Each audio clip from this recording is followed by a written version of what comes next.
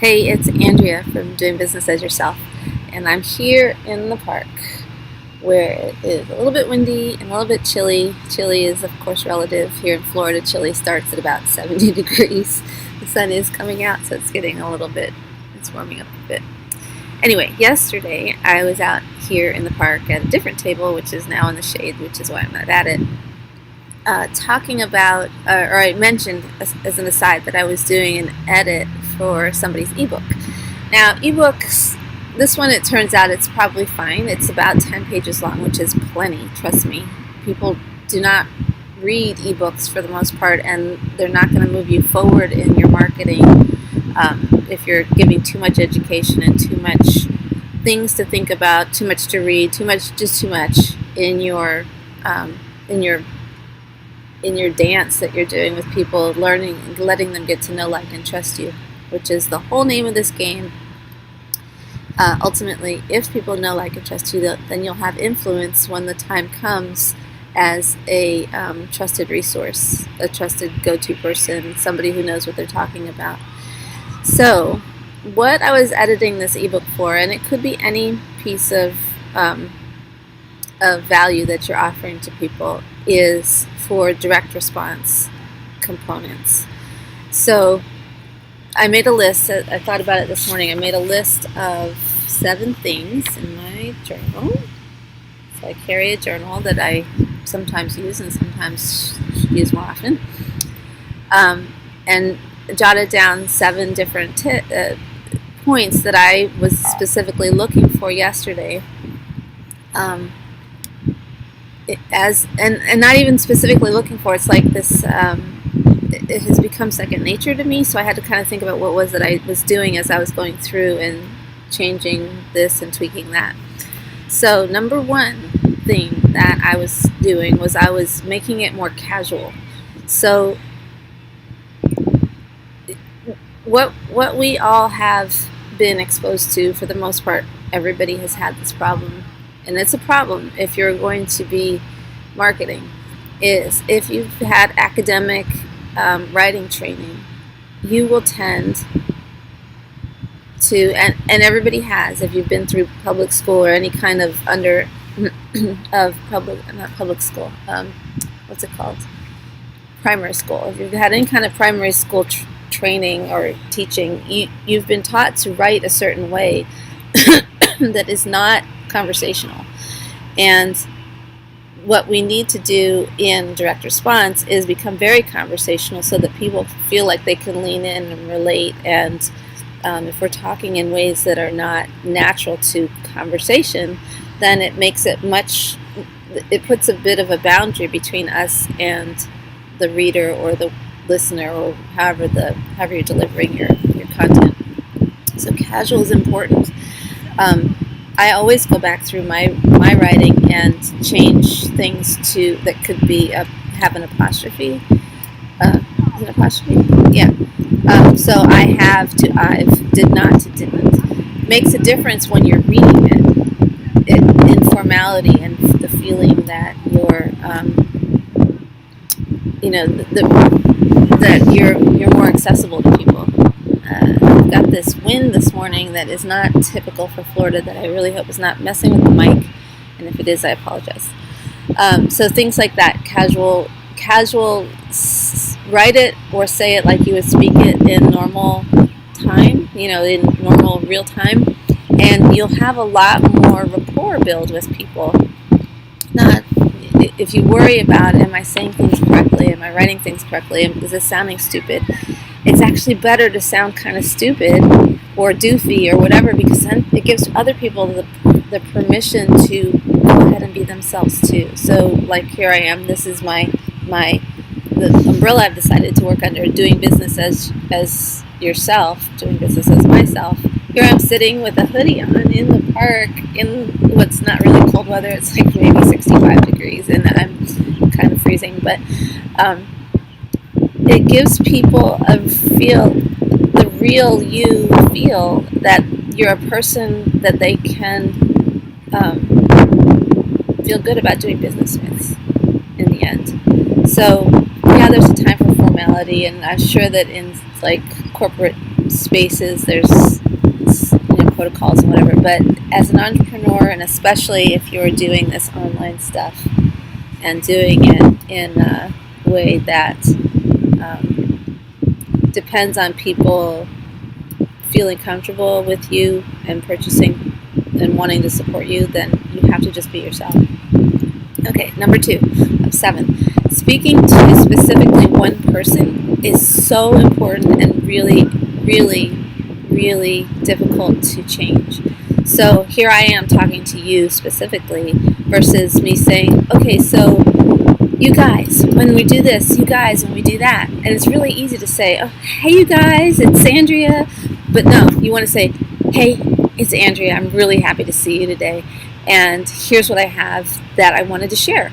And so I'm speaking to you, not to the other, however many people end up watching this. I'm really only speaking to you. And it makes all the difference, looking into the camera and talking directly to you. See what I mean? It's so different than if I was just talking about people in general and not talking about you specifically. So when you're writing and creating your content, be sure you're only speaking to the one person that you're speaking to, not to a group of people, hey peeps, hey, because I even just now kind of sat back talking to an audience. No, I'm talking to you. You. Okay. Nothing plural. Basically, knock off the plural. So the ebook yesterday started off friends. No, there's only one person receiving that ebook, and the only one person receiving that ebook and reading it is the person who's reading it. And so it has to be, if you're going to use the word friend, it has to be friend, not friends, because it's only one person reading it. Okay, number 3, you want to always include personal stories, anecdotes, analogies, examples, anything that can put a visual or a real-time explanation or example to what it is you're trying to get across. So, for instance, is a good way to transition to that. A lot of times it's about then using your personal example. So in the ebook yesterday, there was a space, and you can just completely feel it as you're reading it, really as the editor. So it's not like you could do it necessarily. It's good to have somebody else read your work or watch your work, or assess, give you some feedback about where are the gaps, because I know that there was more story to what she was saying, but she was in a hurry to get to the next piece in this section that I was looking at. And she just needed, and it's not even about a long drawn out thing, it's like a sentence or two. I remember when, I had the same, this exact same thing happening. Whatever it is that you're talking about, you want to give an example. So I'm giving the example of, I was seeing it in this book yesterday. And the more that you can insert that stuff, that sort of thing, maybe you can relate. I remember when I heard this story once about, and something that is on the same messaging track. You always want to include here's sort of the format that you can put it into, and you've probably heard this before if you've been in the story selling conversation with me at all. Here's what it was like, so the pain, here's what I found, or here's what happened, and then here's what it's like now. So you're giving people the pain, the epiphany, the solution, the whatever that you come across, or that the story. I mean, it doesn't have to be your personal story. It can be a parable. It can be. This is where you begin to build a library of stories in your database that you can draw upon. There's this story about. The more that you listen for this, the more that you'll hear really good marketers and people who sell things not selling by telling stories. Not selling, but actually selling in the end by telling stories and including the things that people can really put. It puts context to things for people. being theory, there's like, oh, there's a real example of this thing. So yeah, it speaks, I wrote down, it speaks to this, here's what it was like, here's what I found, and here's what it's like now. It speaks to the pain, the journey, and then the solution. So you're not just giving people the pain, you're actually showing them that there's light at the end of the tunnel. And it doesn't have to be this big journey. It could be, like I used the example in an older video of a haircut. You know, my hair was sticking out all over the place. I got a haircut, and now isn't it? You know, the way that she layered it, or he or she layered it is, I mean, whatever the story is. The point is that there's a process that can be shared. 5, you want to, and this kind of relates to number 1. You want to eliminate jargon. And words that are too academic sounding when something simple will do. So it's really easy to use what John calls 50-cent words. Those 50-cent words again.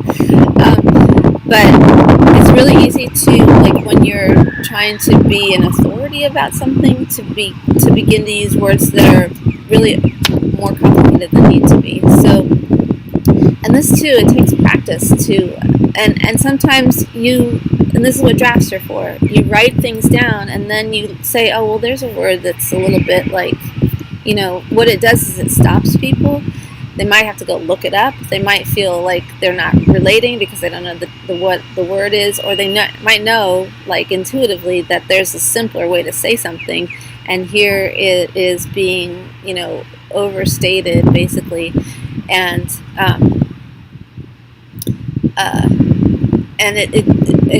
what it does is it interferes with the rapport that you are striving for, because that's what this is about, is building rapport with people. So something simple, and simplifying our languaging it's really it really is a new habit that we've been taken. We're sort of returning to layman's terms of things, where, you know, which is a fancy way for saying real words for real people. See what I mean? So, layman's terms. No, real words for real people, because how do you talk? That's how you should be delivering your information, your content, your whatever it is. Number 6, if it's a printed piece, readability is so important. And so that is partly about how you're forming your sentences, but it's also about leaving tons and tons of white space.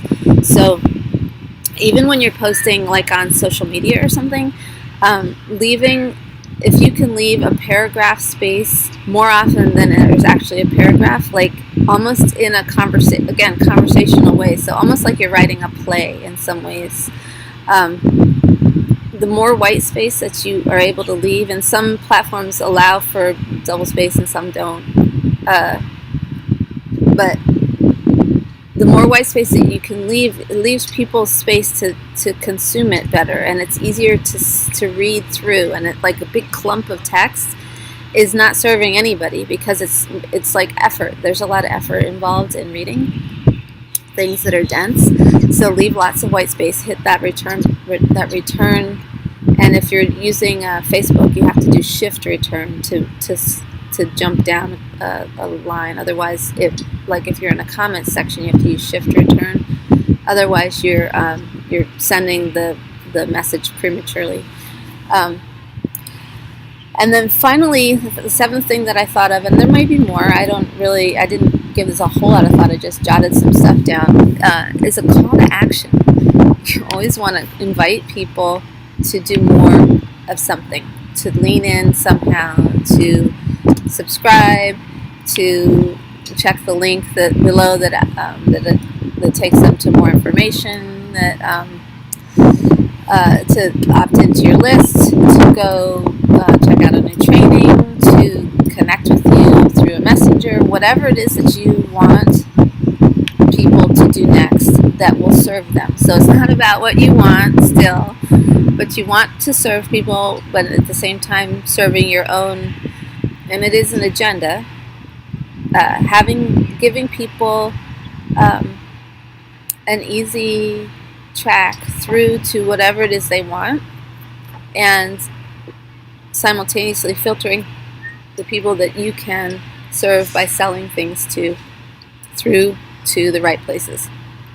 So in this case, the call to action for this video, and this is granted for me, this is part that I am currently less intentional about than I probably could be, and it would be serving everybody, including myself, better to be better at this. But generally speaking, you can, without feeling salesy or pushy or having a, agenda is the word I'm meaning, but it's not really an agenda. Without, like, you want people to go where they want to go. I don't care where you go, actually, but if you want to do more of what we're doing here and have more of these conversations, then I do also want you to have a doorway to that, right? So in the description below, I have a sort of a static set of links that I put. So there's a link to my messenger bot, really.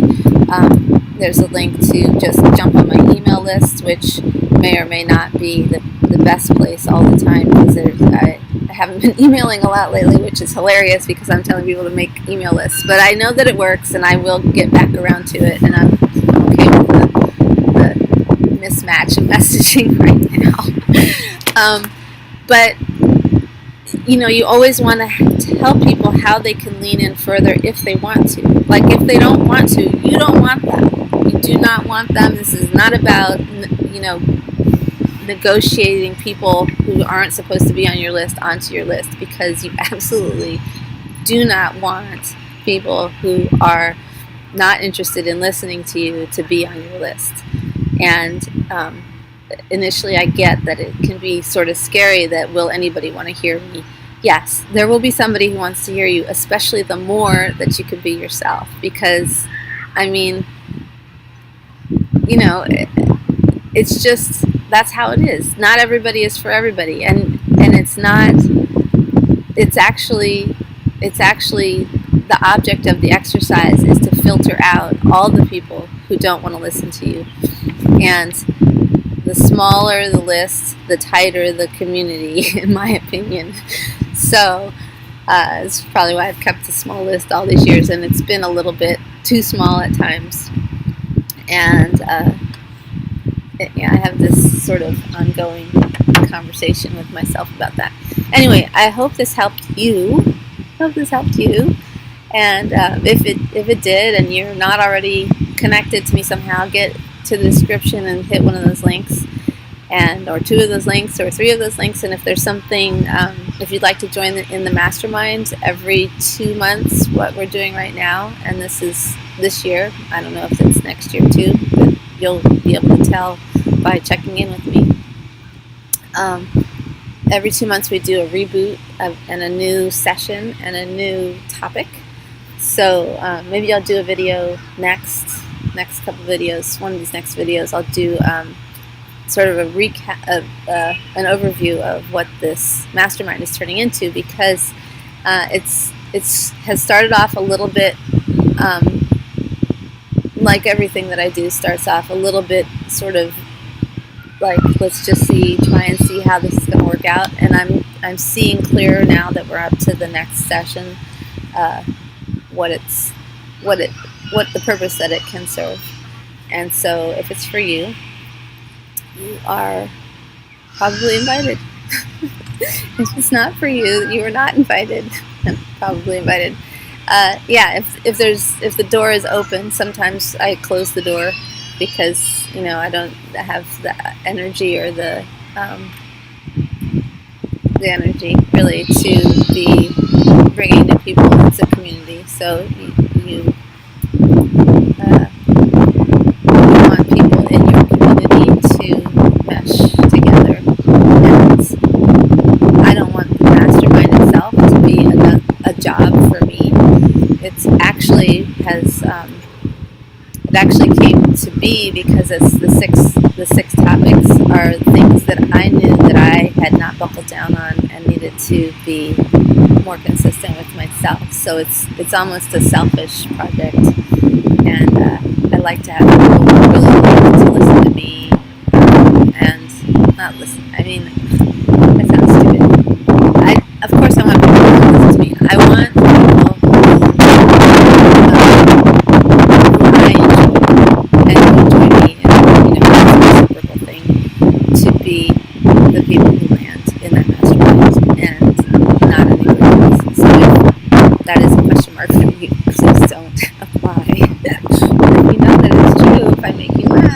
if any of the stuff that I talk about, causes you to think in new and different ways, it's probably okay.